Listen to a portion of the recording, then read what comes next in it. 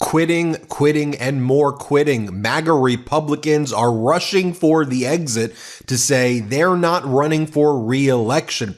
Donald, I thought it was supposed to be winning. Oh, that's why you want to rig the midterms, as the writing is on the wall for many of these MAGA Republicans, especially in areas like Nebraska and in Iowa, where we just saw a state Senate district SD1 flip blue. These MAGA Republican senators and MAGA Republican Congress members are saying we are out. I want to show you, for example, MAGA Republican Congress member Don Bacon of Nebraska. He confesses we are in a recession in Nebraska and Iowa, and America's farmers are suffering. Listen to what he's got to say here. It's in his own words. Let's play this clip. And so what we're seeing is basically a recession economy in Nebraska and Iowa right now, and tariff wars do not help. So MAGA Republican Congress member Don Bacon says he's out, he's quitting, he's not up for re-election. The question is going to be, can that seat in Nebraska flip blue? I think it absolutely can. And he is right. We are seeing a recession economy in Nebraska and Iowa right now. That is for sure. More on Bacon in a moment.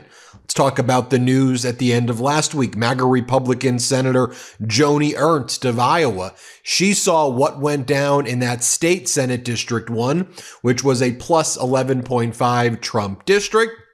Went blue in the recent special election. So Joni Ernst, who previously said, who cares if you lose your Medicaid and health care? We're all going to die. So why don't we just die now versus later? Direct quote from her. She says that she will not be running for re-election in 2026. And the Democrats there have two very good candidates. You've got the Democratic state senator there, Zach Walz, and you've got the Democratic state representative, Josh Turek there, who are vying for that primary slot to run in the general election. Just a reminder here as well for you. This is when Joni Ernst said, we're all going to die anyway, so why do we need Medicaid? Here, play this clip. So people are not, well, we all are going to die. So, for heaven's sakes. And folks, I want to highlight more about Joni Ernst and Don Bacon in a moment, but let me show you where you also see the writing on the wall and why this is the GOP's worst nightmare and why they have to gerrymander and cheat in the midterms the way they are doing it right now versus waiting for the next Senate. Just give you an example of MAGA Republican Congress member Mark Alford at his town hall in Harrisburg, just to remind you of what went down there. Let's play this clip. This is in Missouri. Play this clip. Look, Trump is not a perfect person. I did not vote for a perfect person. You did not vote when you voted for Joe Biden. I truly believe, though, that Trump has the best interests of Americans at heart.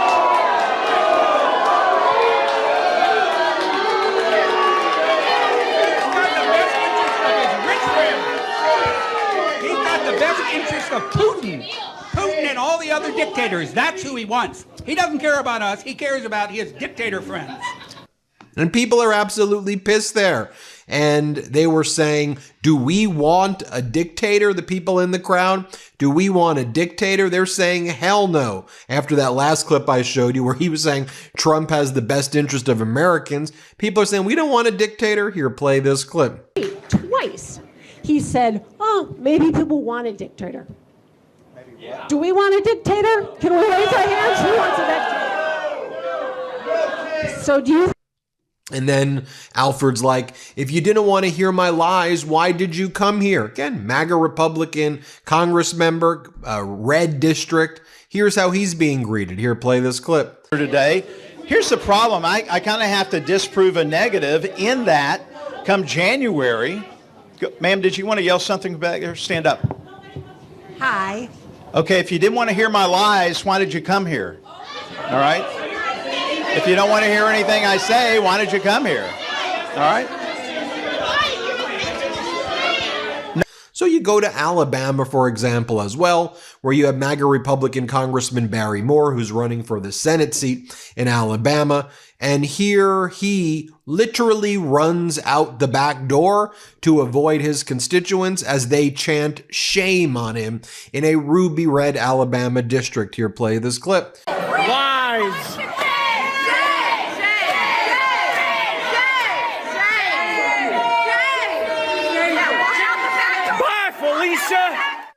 And his constituents wanted to know, who pays the tariffs, Barry? Barry, who pays the tariffs? Here, play this clip right here. Right now, what we just saw in a report is that we haven't seen inflation at all. If y'all saw a report, that wasn't the question. That wasn't a question. So if there was inflation, you would see it. Who pays the tariff? Who pays the tariff? Who pays the tariff? Who pays the tariff? Here are Republicans booing MAGA, or people at a town hall, Democrats and Republicans, booing MAGA Republican Congressmember Warren Davidson. You can see right here what went down. Play this clip. And the National Guard is going to stay until the city's ready.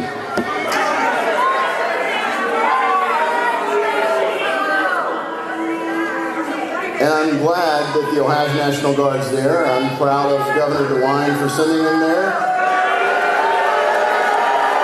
And I'll take you to Texas, where Dan Crenshaw was being booed by his constituents. Here, play this clip right here. Hear from you. We want you to answer our questions.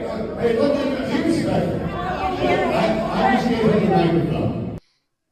Now, going back to Don Bacon, as I mentioned, he sees the writing on the wall. Here he announces that he's not running for Congress, and you'll see he kind of cries in this clip. Here, play this clip. Today, I am announcing I'm not running for re-election. So I feel emotional. It's been a great 10 years. So I wasn't supposed to get emotional. That's not one of the things I'm thinking about. We've worked 4 days out of 7 in Washington, D.C., 12, 14 hours a day. It's time to come home. So I look forward to working in the area and walking in the door saying hi to Angie every night. Now, this may be harder on her than me, but I look forward to coming home every night, and I also look forward to seeing, we have 3 adult children here who are married and living in the area. We also have 8 grandchildren total within 10 minutes of our house. And wait a second, where's Elliot at? You want to step up here? This guy the other day goes, Grandpa, when are you going to retire? I want to see you more. But in this next clip, he says he's excited to see what's going to happen next. He says, I want to help more Reagan Republicans, which basically means that he doesn't want to help MAGA people. Here's what he says. Play this clip. I'm excited about having a third career and starting something new. And so I find I've been able to focus almost primarily just on being a congressman. Mm-hmm. And so I'm still doing a lot of constituent services stuff. And so, yeah, I think instead of being in 5th gear, I'm in 4th gear. Yeah. And it feels good. And I'm sort of excited about what may be next. But the other part is the election every 2 years. It's brutal. There's no easy election. And it's like a 10-round boxing match. And so I just said, I've done it 10 times. Do I have it? Do I have the fire in my belly to do it, a 6th time? And I like winning elections, but sure. But I just wasn't excited about it. And here he talks again about there being a recession in the Midwest farm community. Play this clip. In the first quote-unquote trade war in the first term, it was the farmers who got $29 billion from the president in relief. Does he need to jump in for the ag community this time around? Well, the ag community is very worried. If you talk to the Farm Bureau, the cattlemen, I've talked to some of our biggest meat producers here for beef. They're already getting their markets shut off. So we're already seeing impact on our exports in Nebraska, where we've lost market access in Europe primarily, particularly with our beef and popcorn and things like that. So we're going into a recession in the Midwest farm community. The commodity prices are low, input prices are high. By the way, we import a lot of these input, like our fertilizers and herbicides and things like that. And so our farmers are really struggling right now. And we have to get relief on tariffs, or we're going to have to help them out financially like we did last time. I think we'd be better off trying to open trade doors versus doing tariffs.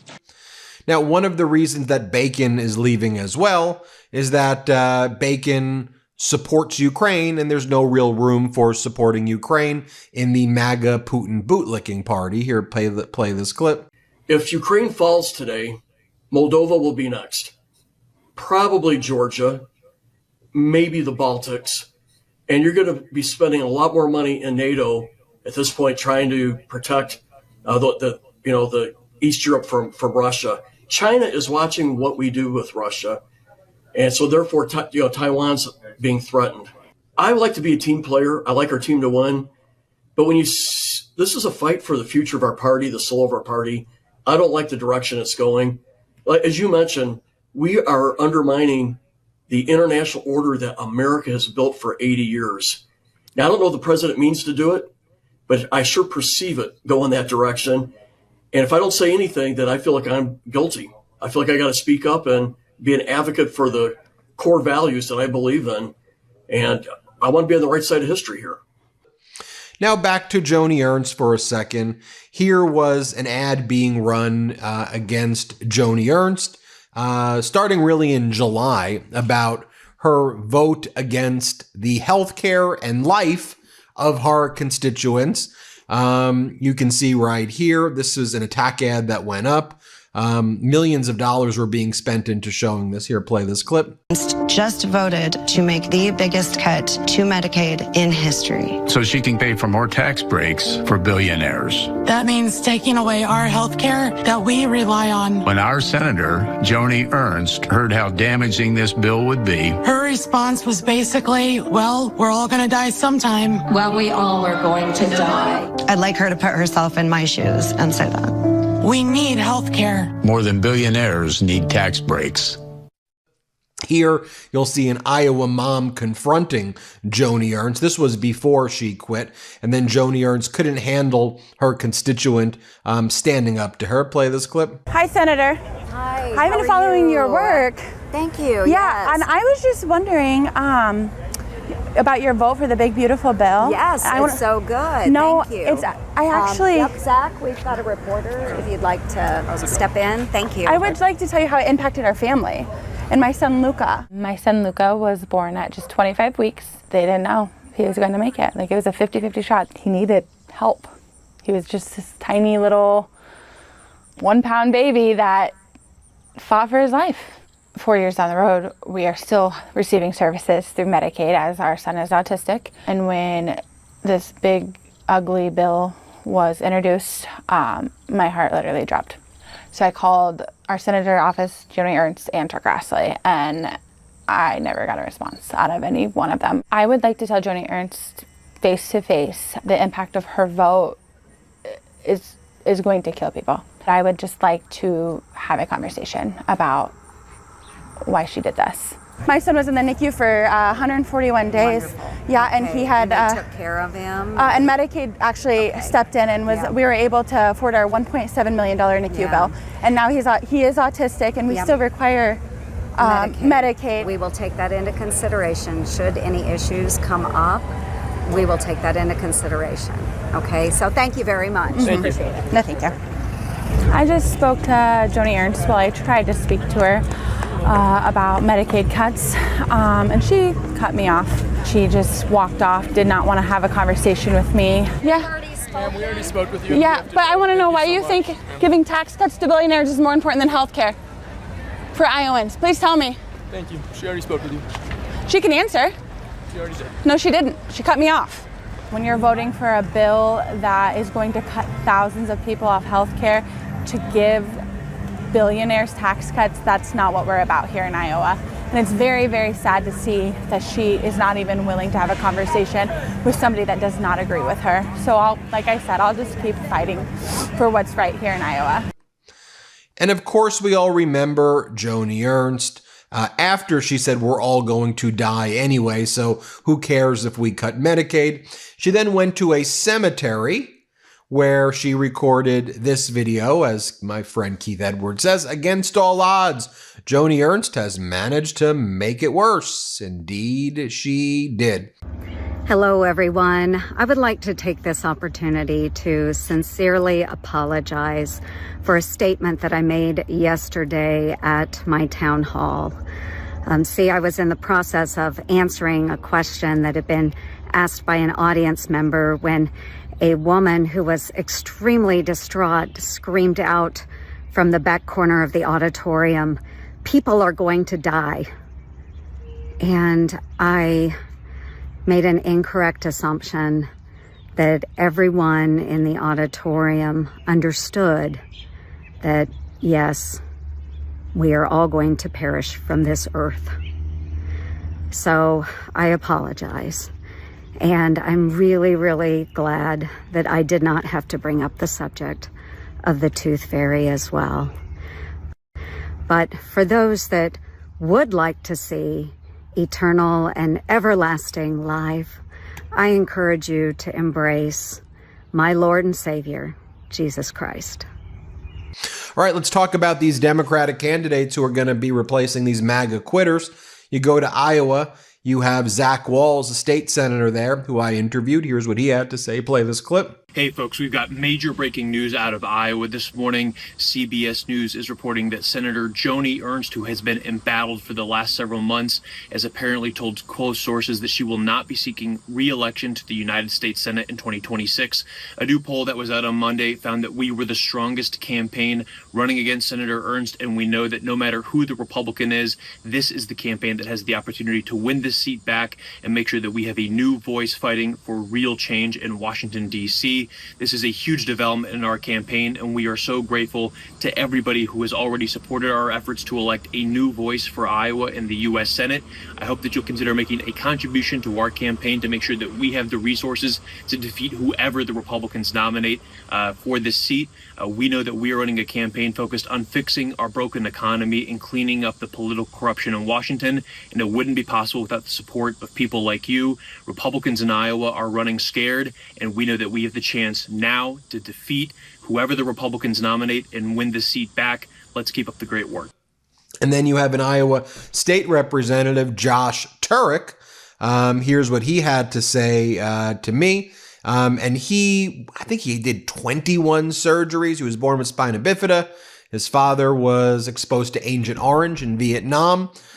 So for him, he's always been the underdog. And here's how he framed it for me. Here, play this clip. Hello, my friend, and thank you for having me. I love seeing that video. It's even inspiring me.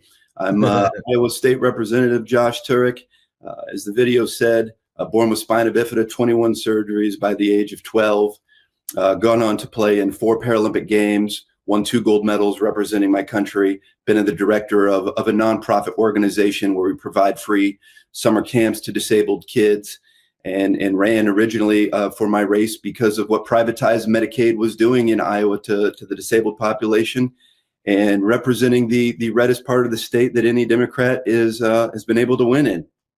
Well, Josh, tell us first about how you won in that area, because it does provide, pun intended, a blueprint for what you can do nationwide. So how'd you win that House seat originally, when no one said that was possible? I love that. It is the blueprint. And the blueprint is hard work, grit, determination.